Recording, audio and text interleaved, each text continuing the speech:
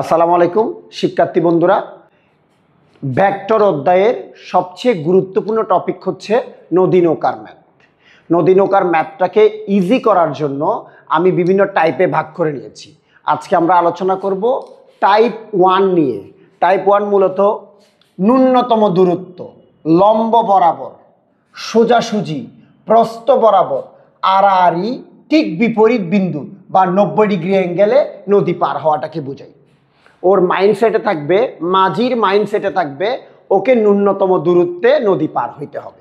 এই কথাটা প্রশ্নে ন্যূনতম দূরত্ব, লম্ব বরাবর, সোজাসুজি, প্রস্থ বরাবর, আড়াআড়ি, ঠিক বিপরীত বিন্দু বা 90 ডিগ্রি হিসেবে আখ্যায়িত করতে পারে। কেমন, এই জিনিসগুলো মাথায় রাখতে হবে।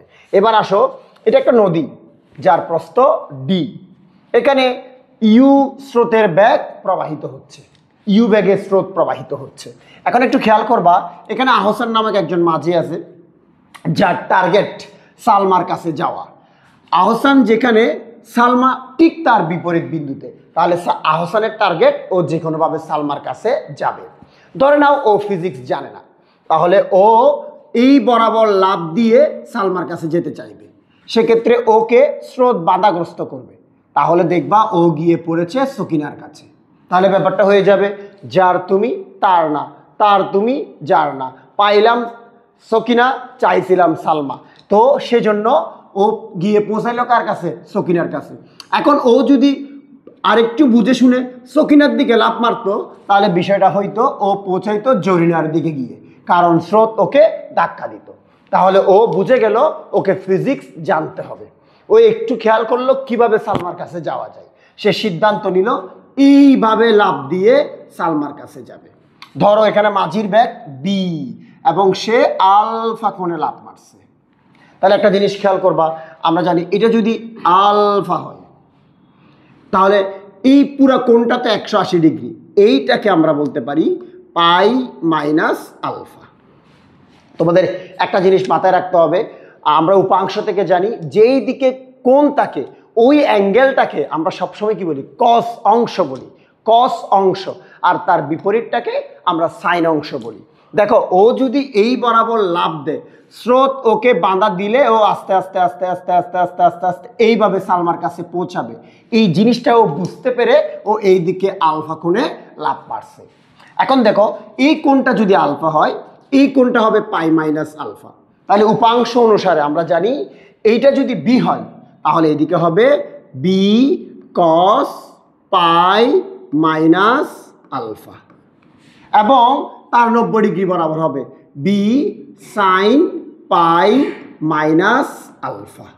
অর্থাৎ এই দিকে আমরা কি পাবো? B sine pi minus alpha পাবো। আবার একটু মনে করাই দিই, যেই দিকে কোণ সেই দিকে সাইন থিটা, সরি যেই দিকে কোণ সেই দিকে কস থিটা এবং তার বিপরীত দিকে সাইন থিটা। তাহলে এটা বি ধরলাম, এই কোণটা আমরা পাই মাইনাস আলফা হলে এটা হবে B cos pi minus alpha, আর এটা হবে B sine pi minus alpha. তাহলে ও যেই দিকে পার হতে চাচ্ছিল, যেই দিকে পার হতে চাচ্ছিল ন্যূনতম দূরত্বে, ওই বরাবর ব্যাগের মান এখন কত? B sine pi minus alpha.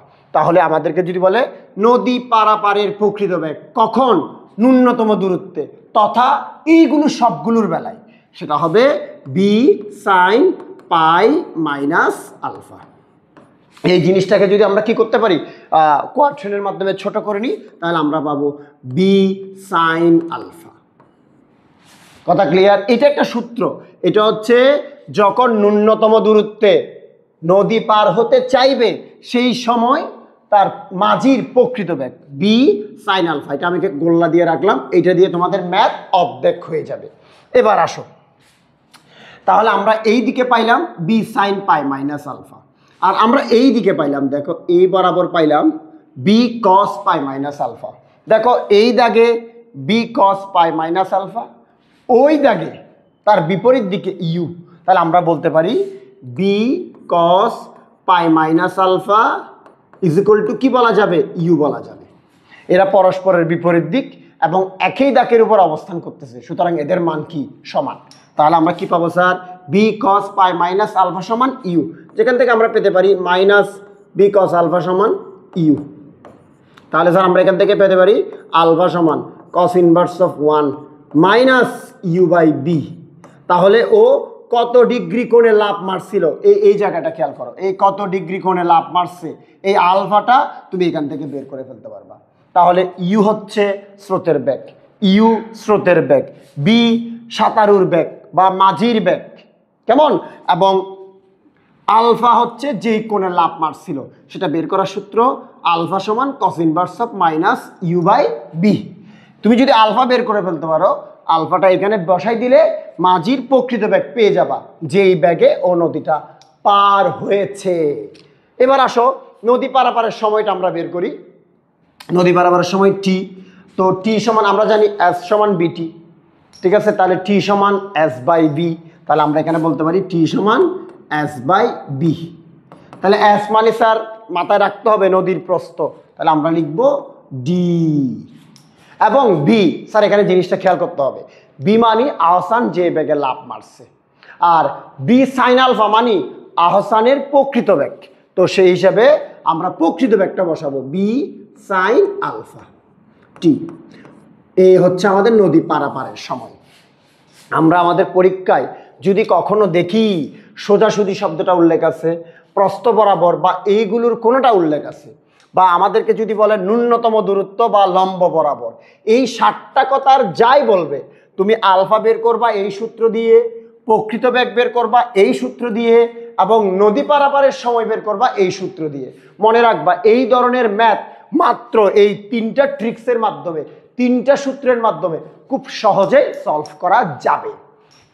তো আমরা একটু মাথায় রাখবো কখন কোন জিনিসগুলো মাথায় রাখতে হবে, স্রোতের বেগ, সাঁতারুর বেগ, প্রকৃত বেগ, আলফা নির্ণয় এবং নদী পারাপারের সময় নির্ণয়।